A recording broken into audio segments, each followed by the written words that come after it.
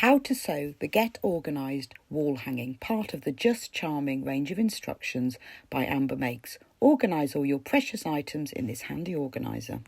Cutting out. Start by cutting out 12 5x5 squares to use for the front of the pockets for your organiser. Use the squares from your panel or use 5x5 squares of your own fabric.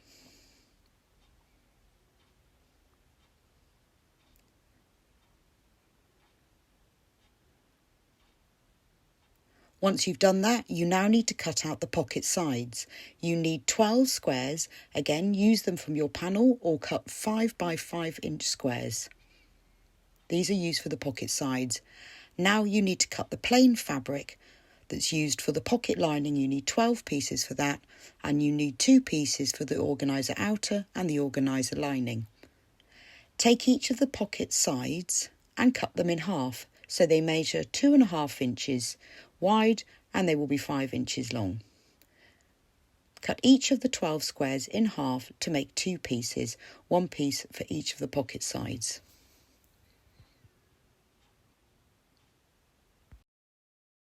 Making the pockets. To make one pocket, take 1 pocket front and 2 pocket sides that you cut earlier. Place one of the pocket sides on the right side edge of the pocket front, matching raw edges, and pin together right sides facing. Now take the other pocket side and place that right sides facing with the pocket front on the left side edge and pin it together, making sure that the raw edges are matching. Sew the pocket sides into place down either side. Once that's done, open out the sides and the pocket front and press the seams open and flat. Now take the pocket lining and place this right sides facing on top of the pocket front. Turn it over so the pocket front with joined sides is on top. Now pin the 2 pieces together all the way round. It's important to have the pocket front and side pieces on top so that you make sure that when you sew it together, those seams stay pressed open. And if it's on the top, it's much easier to make sure they stay open and not twisted. And make sure all the raw edges are matching as you pin it together. Now you need to leave a turning gap in the centre of the bottom edge. So measure to find the centre of the pocket front and place a pin there, and you need to leave a 3-inch turning gap. So if you measure 1.5 inches either side of that centre pin, then that will leave a 3-inch gap that's centrally placed. Place vertical pins in these positions so that you remember to leave the gap unstitched. Now starting from one pin, sew together all the way round and stop stitching at the other pin, leaving the 3-inch gap unstitched. Once you've sewn it all together, clip the corners. This removes bulk in the corners, so clip off the corner and then also clip a little piece of fabric either side of the corner, just so there's less fabric in these corners when you turn it right sides out, and you'll get neater, crisper corners this way. Once that's done, you now need to press the seams open. This will help them to lie right on the edge when you turn it right sides out in a moment, and you will get a neater pocket. So fold the top fabric, which is the pocket front and sides, over so that the seam is on the edge, and press the seam flat. And repeat this around all 4 sides. Fold the top fabric over and press it flat. Oh, I've forgotten to trim the corner here. If you've done that, you can then just trim it as you go. It's important to trim the corners to reduce the bulk. Now fold the top edge over, right up to the seam, and press that flat. And press the other side over and press it flat.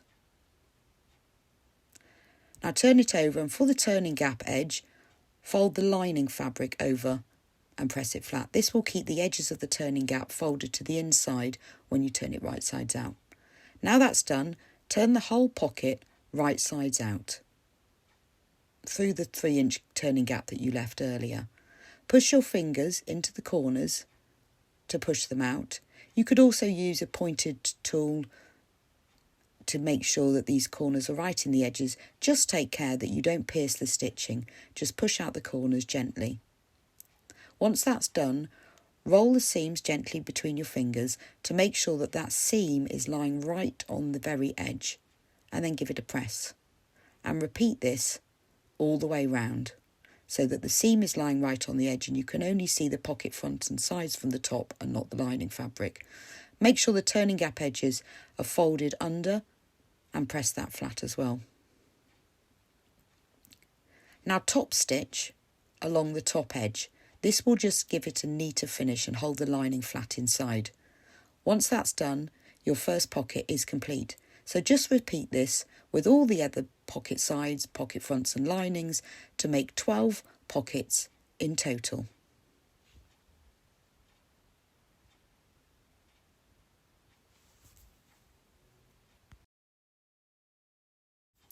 Folding the pockets. The pockets are folded and pressed before they are attached to the hanging outer. Place one pocket lining sides up and fold the pocket side over to the wrong lining side so that that seam lies right on the edge and give it a press. Now fold the pocket side back over so that the side edge of the pocket meets the fold.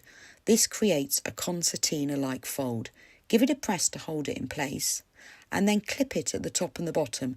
This will just hold it in place while you construct the rest of the pockets. Take the other side and fold the side over so that the seam between the pocket side and the pocket front lies right on the edge and give it a press.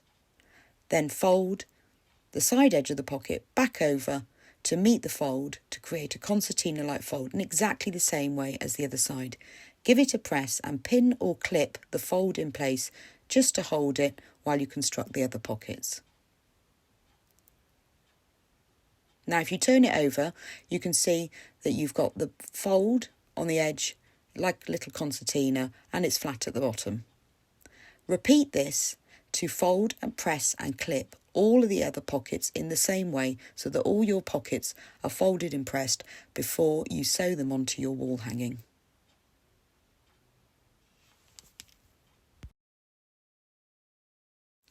Attaching the pockets. Place the Organise outer fabric right side up centrally on top of the wadding and pin it into place. Now you need to measure and mark all the lines for their positioning lines for putting the pockets in place. These are all on the pocket placement guide in your instructions, the measurements for all of these. Now take the first pocket and the squares that are left between all the lines are where you place the pockets. So put pocket 1 inside that square so that it's straight and all the lines match up. Now unclip the right hand side, unfold the pocket and then pin the right side edge of the pocket side so it is level with your drawn line. You can see the positioning for it here. Keep that pocket side unfolded. Now clip the other side and pin the left side edge of the pocket side so it is level with the drawn line on your organiser that you've used following the pocket placement guide. I've used a heat erasable pen for doing these so that I can press them and remove them later. Once that's pinned into place, top stitch down the edge of just the pocket side, not through the top fold. You can see here that that's top stitched in place close to the edge and the rest of the pocket is free. Now push it back down flat with your hands and pin the whole pocket into place. It will match up with the bottom drawn line of that square. Pin it into place through all the layers. And then put a pin in the bottom because the turning gap is still unstitched, but you're going to stitch it into place now when you attach the pocket. Top stitch along that bottom edge through all the folds. Once that's done, your pocket is firmly attached. You've got the pleated sides so that you can put lots of things inside, and only the bottom edge is attached through all layers. Sew slowly and carefully as there's quite a few layers to go through. Pin and sew the remaining pockets in place inside the marked squares. Then you can press the wall hanging to remove your drawn lines. You can see here that I have sewn all of the pockets into place within the squares and pressed it to remove the lines, and all the pockets are now attached. You can now trim the wadding so it's level with the wall hanging outer. The easiest way to do this is to take your cutting ruler, make sure it's level with the edge of the wall hanging outer, and just trim the wadding away. I've placed my ruler so that I can make sure that it's exactly straight by placing the 2.5 inch mark on the ruler on the right hand edge of those pockets, and then I know I've got a nice straight edge. Repeat that all the way around the hanging, across the top, down the side and across the bottom. Assembling the organiser. Place the organiser outer with pockets attached right sides up, and take the organiser lining piece of fabric that you cut earlier and place it right sides down on top. It will be the same size as the organiser outer, so place it on top so that all the raw edges match, and smooth it out to remove any lumps and bumps and creases, and then pin it together across the top edge. Pin it at either end, and then you can pin it in place between the two pins and you'll know the two corners match up. So place a few pins across the top through all 3 layers of organiser outer, lining and wadding. You need to leave a turning gap in the centre of this top edge. So if you measure and mark the centre of the top edge, the turning gap needs to be 4 inches. So if you measure and mark with a pin 2 inches either side of this central mark, that will leave a 4 inch turning gap. Place horizontal pins to remind you to stop and start stitching. Now pin it together all the way round, down the sides, across the bottom and up the other side, making sure that the raw edges of the lining, wadding and outer all match up and the fabric is all lying nice and flat. Once you've sewn it together all the way round, press the seams open by pressing the lining over to the right sides and pressing it flat, and you can see I've left the turning gap unstitched. To remove bulk from the corners, in the same way as you did with the pockets, trim off the corner and then trim off a little bit of fabric either side of the corner, because you've got wadding there as well and you want to have nice sharp corners, so this just helps to remove the bulk of the fabric. So trim off all of the corners in the same way.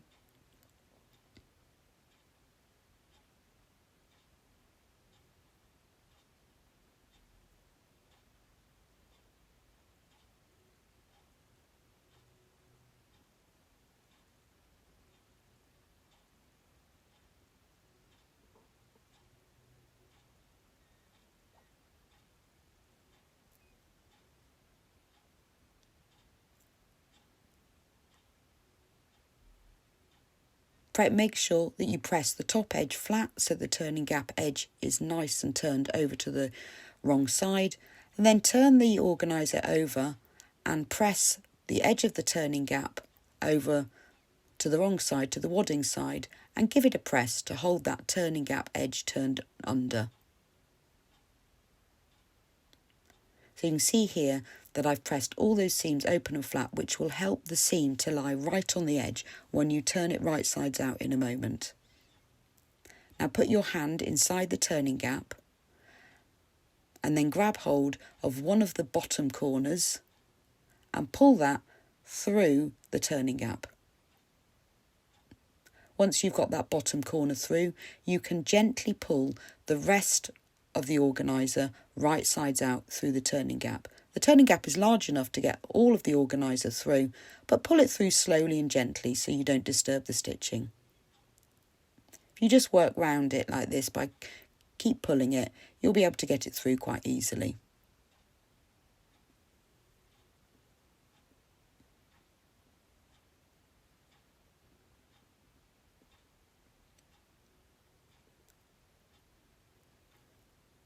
Now once it's all turned right sides out, push your finger into each corner to make sure that it's pushed out. You can also use a pointed tool here to push the corners out, but just take care that you don't pierce the stitching as you do. But it's worth taking a little bit of time to make sure the corners are all pushed out nice and neatly so you get a much neater finish. Once you've done that, making sure the edges of the turning gap are still folded under, roll the seam between your fingers so that that seam lies right on the edge, and press it all the way round.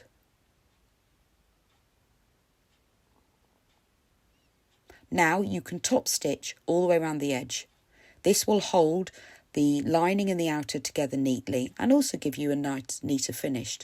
I used a decorative stitch on my machine and a variegated thread just to give it a pretty finish, but you can just top stitch it if you prefer. It just depends on the finish you want. I just fancied using one of the decorative stitches on my machine. Finishing off, you now need to decide how you want to hang your organiser. If you want to hang it on a piece of dowel that's hung on a length of string, turn the organiser over so it's lining sides up, and you need to turn the top edge over to the lining side by 2 inches. So if you measure and mark 4 inches from the top edge and place a pin in these positions, if you then fold the top edge over so it meets up with these pins, then you will have turned it over by 2 inches. So pin the top edge into place so that it's turned over by 2 inches. And just place a pin through all the layers to hold that turned over top edge in place. This is creating a casing that you'll put the dowel through. Do this all the way along so that you've got a nice, neat turned over edge. If you want to hang it on a piece of dowel, you can then tie string either end and you can hang it on a hook, which means that you can hang it wherever you like. It doesn't need to be hung on a door if you don't want to. This just makes it more flexible depending on where you want to hang it in your home. Once it's pinned into place all the way along, you now need to slip stitch it in place. Now I prefer to do this by hand because I don't want to see any machine stitches on the front. It just gives it a neater finish. So to do this, secure the thread by stitching stitches on top of each other a few times to secure the end. Then work a stitch through into the lining fabric and into the turned over edge. Make sure that you only work into the lining fabric and that your stitches don't go through to the front. It's okay if you stitch it into the wadding, but just don't go through to the front. So just work a long stitch and then through to the top. Turn it over every now and then to make sure that you haven't gone through to the front. If you prefer to machine stitch this, then simply top stitch the edge of the casing to all the way through, but you will see machine stitches on the front. Then slip the dowel through, tie string either end, and then you can hang it up. If you want to hang it on a door, then punch eyelets. I've used 3 eyelets, place 1.5 inches from the top and punch them through. You can then buy special hooks from hardware stores, which you just hook through, and they've got right-angled ends which just go over the top of the door, which means you can move your hanging from one place to another without damaging or marking the door or having any extra fixings on it. Now fill all the pockets with all your little bits and pieces. They're nice and deep because of the gusseted sides.